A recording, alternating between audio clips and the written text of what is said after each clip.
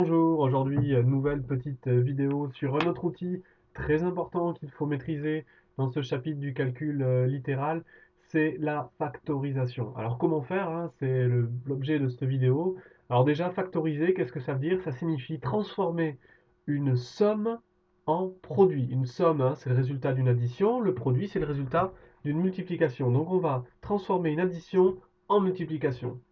C'est l'opération réciproque de développer. Quand on développait, on faisait le contraire. On transformait un produit en somme. Alors passons de suite à du concret et à des exemples pour vous montrer la méthode sur plusieurs cas pour vous montrer comment ça marche. Alors, premier cas simple, 2 fois 3 plus 2 fois 4.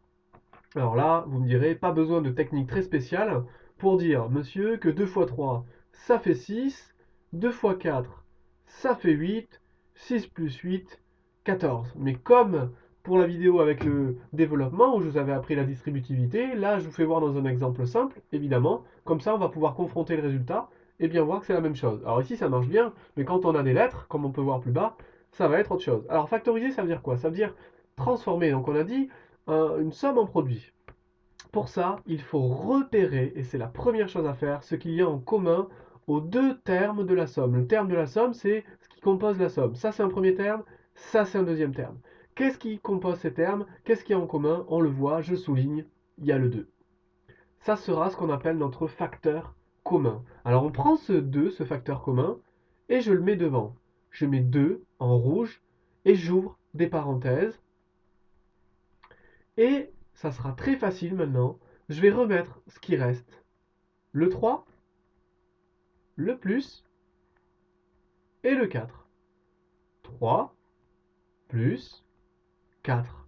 Ben, ce faisant, j'ai factorisé. Alors regardez, on peut toujours vérifier que notre factorisation est bonne en développant. Si je développe 2 en suivant les flèches, 2 fois 3, ça fait bien 2 fois 3, plus 2 fois 4, ça fait bien 2 fois 4. J'ai donc transformé et j'ai réussi à factoriser. C'est juste ça. Donc première chose, repérer le facteur commun, ouvrir des parenthèses et réécrire ce qui reste. Alors continuons. Repérons ce qui reste. Alors là, c'est facile. 2 fois x plus 2 fois 4, facteur commun, 2. Je le souligne. Je le mets en rouge ici. J'ai plus qu'à ouvrir des parenthèses et à mettre ce qui reste. Le x, le plus, le 4. Je ferme mes parenthèses. Je recopie donc les nombres et les lettres qui manquent et le signe plus, 4. On vérifie rapidement en suivant les flèches. 2 fois x, ça fait bien 2 fois x. 2 fois 4, ça fait bien 2 fois 4, le plus est là, tout est bon, j'ai factorisé. 2 fois x plus 2 fois 4, c'est donc égal à 2 facteurs de x plus 4. Je continue. A fois 3 plus a fois 4. Quel est le facteur commun? A, c'est plus un nombre ici, c'est une lettre. Mais c'est pareil, ça change rien, c'est a. Je le mets devant. Et j'ouvre des parenthèses, toujours pareil. Je recopie ce qui reste, le 3, le plus, le 4. Ça fait donc a, facteur de 3, plus 4. Remarquez que je peux continuer un petit peu, puisque ce qu'il y a entre parenthèses, je peux le simplifier. Il me reste donc a, facteur de 3 plus 4 qui fait 7. Et ça, je peux le réécrire comme 7a. J'ai réussi donc à avoir que a fois 3 plus a fois 4, ça fait 7a. Super. Je continue. Je vous montre un autre exemple. X plus 5x.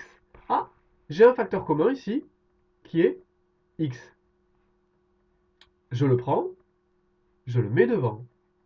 Et j'ouvre des parenthèses. Mais alors là, vous allez me dire, mais comment on fait? Le plus, ok. Le 5, ok. Mais là, il n'y a rien. Alors quand il n'y a rien, on peut imaginer qu'il y a 1. Oui, parce que 1 fois quelque chose, ça fait toujours ce quelque chose. Ça ne change rien. Alors je vais le mettre exprès en pointillé. 1 fois x, ça fait x. Et ce 1 va nous servir ici à la factorisation. On le met à l'intérieur. 1 plus 5.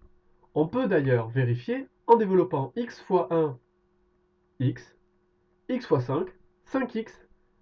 Je peux maintenant faire 1 plus 5 qui fait 6, résultat, 6x. On pouvait d'ailleurs le voir en remplaçant x par des euros. X tout seul c'est 1 euro plus 5 euros, ça fait bien 6 euros. Et c'est la factorisation qui nous les montre. On continue avec des exemples qui vont qui vont commencer à être un peu plus difficiles. Mais bon, maintenant vous êtes bon. Alors 3 moins 15. Ah oui, mais à 3 moins 15, monsieur, repérons bien que ça fait moins 12. Je monte de 3 étages, je descends de 15. Moins 12, j'ai descendu de 12 étages. Mais avec la factorisation, regardez, on peut aussi trouver. Facteur commun. Ben, il n'y en a pas. Si, il y en a un. Décomposons. 3, c'est 3 fois 1. Et 15, c'est quoi? C'est 3 fois 5. Ah, j'ai trouvé un facteur commun. J'ai décomposé. Donc des fois, il faudra le faire apparaître, ce facteur commun, en décomposant. Je trouve mon facteur commun, je le mets devant, et je réécris ce qui reste. 1 moins 5. Et je peux facilement me rendre compte que 1 moins 5, ça fait moins 4. Il me reste donc 3 fois moins 4. Et que 3 fois moins 4, ça fait bien moins 12. On retrouve évidemment bien le même résultat. On continue. Un exemple un peu plus compliqué. 2x moins 4, mais typique de ce que vous aurez à faire. Là non plus, j'ai pas de facteur commun, mais je vois bien que 4, c'est 2 fois 2. Alors je peux écrire 2 fois x moins 2 fois 2. Ah, j'ai repéré mon facteur commun 2. J'ai plus qu'à le mettre devant, à ouvrir des parenthèses et à réécrire ce qui reste. X moins, il reste un 2, je le mets. X moins 2. On vérifie bien en développant, je vous laisse le faire. Quand on retrouve bien la même chose, j'ai factorisé. 2x moins 4, c'est 2 facteurs de x moins 2. Je continue. Exemple un peu plus compliqué, où là, j'ai toujours pas de facteur commun parce que j'ai x qui est à la puissance 2 au carré, c'est pas la même chose que x tout seul. Alors, je vais le faire apparaître. 3 fois x plus x au carré, c'est donc x fois x. Ah, ça y est, j'ai trouvé mon facteur commun qui est x. J'ai plus qu'à le mettre devant. X, facteur 2, il reste 3. Il reste le plus. Il reste un x. Je l'oublie pas. Je le mets. 3 facteur de 3 plus x. Et le dernier, un peu plus compliqué, avec 9a moins 27a au carré, on va s'y attarder un peu plus. On va essayer en fait de trouver un facteur commun ici le plus grand possible, c'est l'intérêt. Plus il est grand, plus l'expression à la fin sera facile. Et pour ça, on va décomposer. Alors qu'est-ce que c'est que 9a? C'est 9 fois a. Qu'est-ce que c'est que 27? C'est 3 fois 9. Et qu'est-ce que c'est que a au carré? C'est a fois a. Voilà, j'ai décomposé. Maintenant, j'ai plus qu'à repérer la partie commune aux deux termes, la plus grande possible. Alors regardez, 9 fois a, je le souligne, parce que je l'ai trouvé aussi de l'autre côté. Alors ça sera mon facteur commun, il est assez grand. Alors je le mets. 9 fois a, ça ferait 9a. J'ouvre des parenthèses. Ah, à gauche, il ne reste rien. On a dit que quand il ne restait rien, on met un 1. Le moins vient ici. Et ici, qu'est-ce qui reste? Il reste le 3 et le A. Le 3 et le A, c'est 3 A. Ok? 3 et A. Conclusion. Conclusion.